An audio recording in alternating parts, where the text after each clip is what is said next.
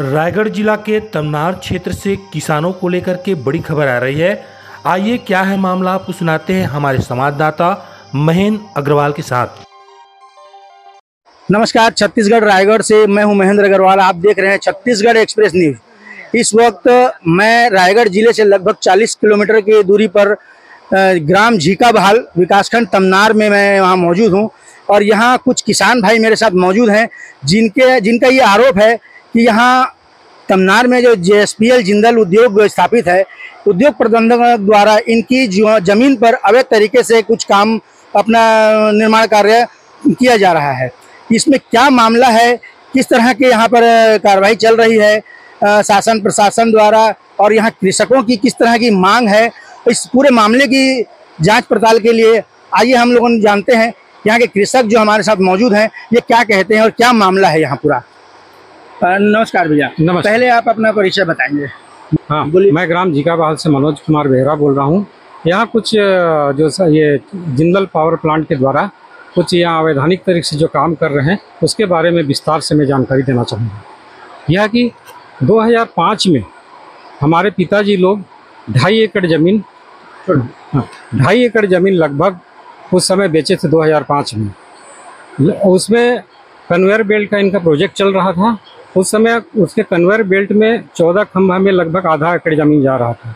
तब उस समय ये बात हुआ था कि 2 एकड़ ज़मीन कहीं और ले लीजिए, हमें उस पैसे की ज़रूरत है, अब वो हमको कर दीजिए। तो जिंदल ने तैयार हो गया, कहीं दूसरे जगह में हम लोग 2 एकड़ बेचे थे, आधा एकड़ ये, टोटल 2.5 एकड़।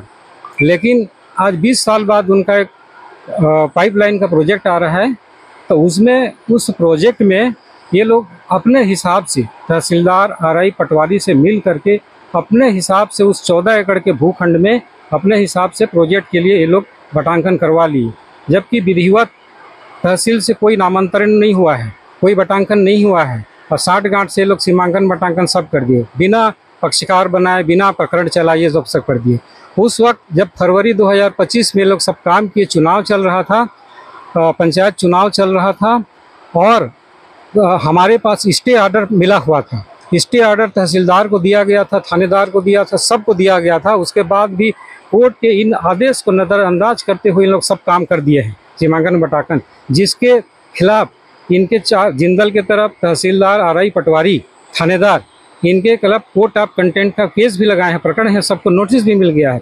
इतना मिलने के बाद दोबारा ये लोग फिर न्यायालय के बात को ना मानते हुए अवमानना करते हुए फिर सीमांकन करवा दिए हैं लोग दोबारा। वन टाइम जब फरवरी 2025 में जब इनका सीमांकन किए थे, हम लोग ऊपर चैलेंज किए थे अपर कलेक्टर में इनका सीमांकन को निरस्त कर दिया गया, पूरा दोषपूर्ण पाया गया, ना नोटिस होना ना कुछ हुआ। बुलाया गया, ऑफिस में ही बैठे बैठे सब सीमांकन कर दिया, पक्षकार को बुलाए नहीं गए, खारिज कर दिया।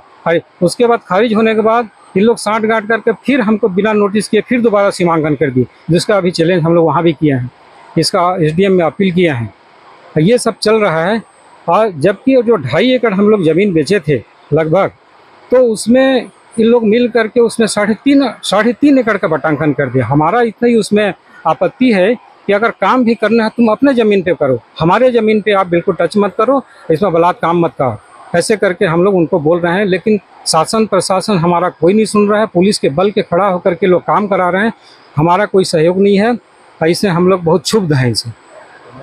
क्या आगे आप लोगों ने किस तरह की कार्रवाई चाहेंगे? अगर जिला स्तर पर शासन प्रशासन किसी प्रकार की कोई सुनवाई नहीं करता है तो आगे आप लोगों ने किस तरह का रुख अपनाना चाहेंगे? इसमें हम लोग ऑलरेडी इससे संबंध में सिविल कोर्ट में 3 केस लगा हुआ है, ऑलरेडी चल रहा है उसमें। वहाँ से भी हमको कोई ये नहीं मिल रहा है, मतलब कोई राहत नहीं मिल रहा है और ये अभी चल रहा है। इसके संबंध में हम लोग चैलेंज किए हुए हैं। हाई कोर्ट जाएंगे अगर यहाँ से खारिज नहीं मिलता है तो हाई कोर्ट जाना। उसके बाद हम लोग हाई कोर्ट जाएंगे, वहाँ से उम्मीद कुछ मिलने का हमको आशा है।